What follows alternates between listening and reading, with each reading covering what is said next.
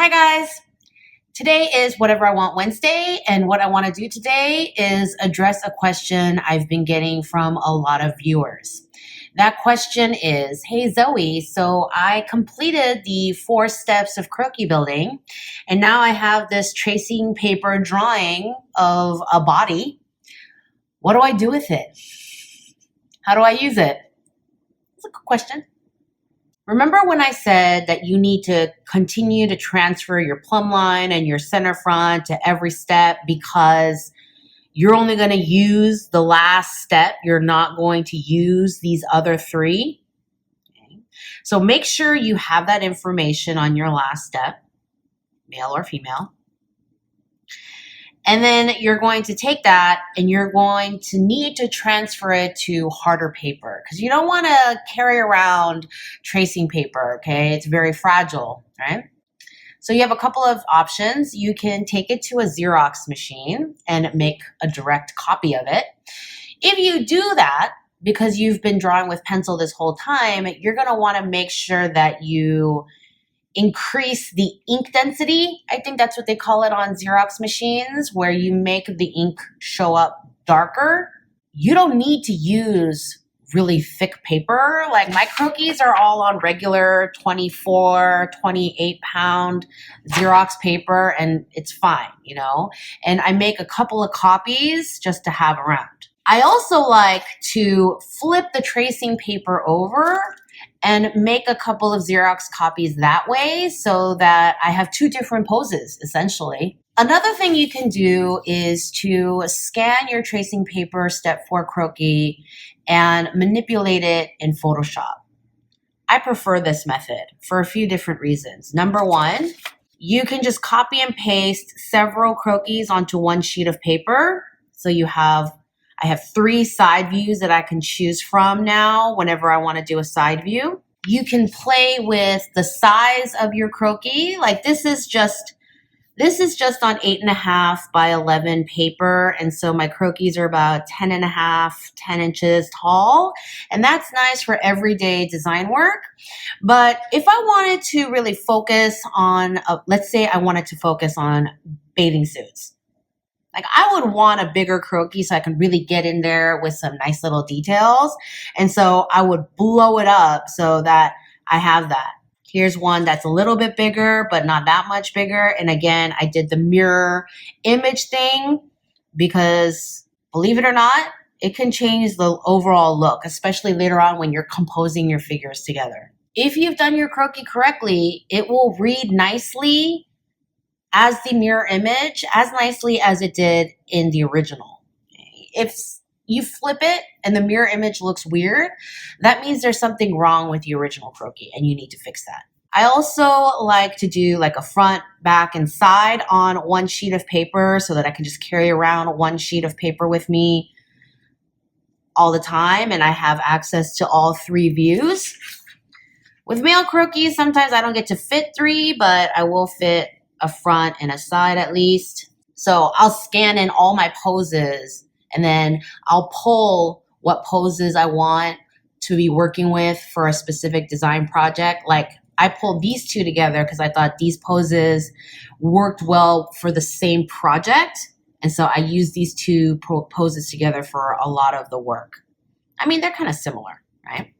Same with these 2 guys. Sometimes I'll shrink up a croquis even smaller, especially when I'm doing the quick sketch phase of a design project. Okay. This is a typical sketchbook for me. I like it smaller, a little bit smaller than 8.5 by 11. I like spiral bound because that way I can open the whole book without like that crazy curved book binding. So I have the whole sheet. And what I like to do is take a smaller croquis and I like to get sketchbooks that have kind of lighter paper, like 40, 60 pound paper, where I could still see the croquis through it. The camera might not be able to pick up how much of the croquis I can see, but I can see it. And so, you know, I'll cut this out. I'll tuck it into my sketchbook and I'll carry that croquis with me in my sketchbook all the time so that I can just draw on the fly and design things. You know, sometimes I just draw freehand, depending on what I'm working on. Sometimes I draw them more like they look like flats.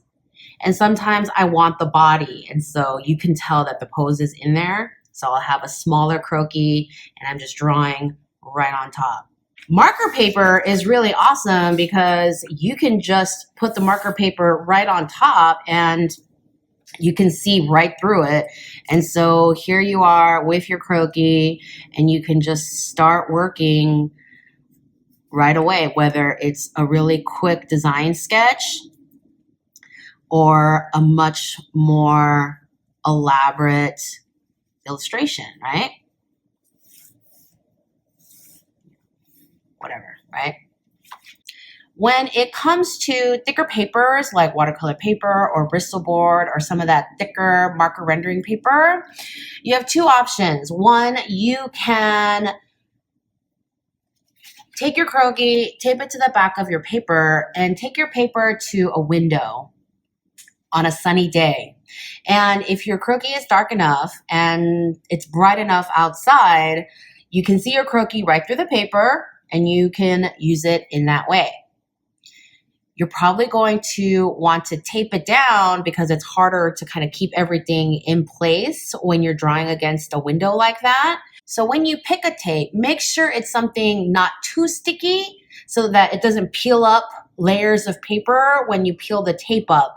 You're going to want something like artist tape, drafting tape, that blue painter's tape.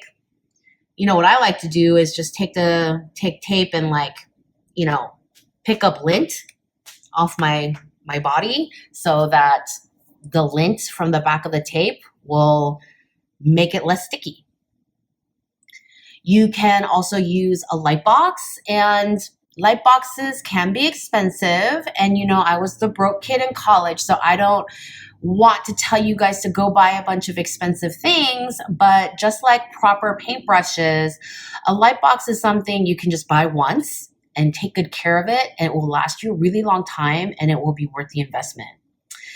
Approximately 300 BC, when I was going to college, I bought a light box for about $80, and I still have that same light box. I haven't even replaced the light bulbs because I just take good care of my things.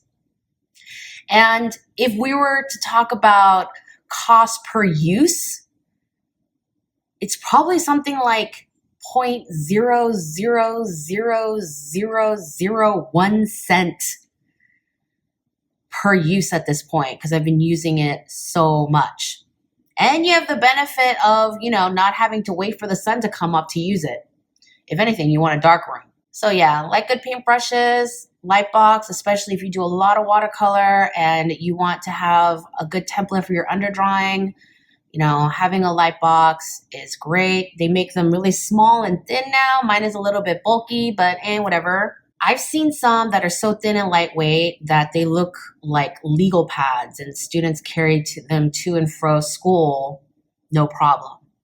And then with a good light box and a really pitch dark room, you can even use a light box to trace croquis on lighter Canson construction papers, like light grays and like light beiges and things.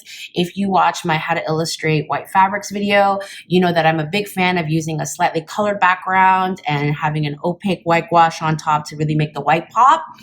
And you can still use a light box for that as long as the paper is not too dark. If you want to see me take a croquis and draw on top of marker paper and do a full-on, simple, basic fashion illustration using one of my croquis, then go watch my, what is it called? Basic fashion illustration with markers tutorial. Okay, I'll drop a link in the info box. And that's it, you guys. I can't think of anything else, but if you do have a question, of course, always feel free to drop me a comment. You guys know the drill. Share, subscribe, like, the typical YouTube vlogger reel of things. And I will see you next time.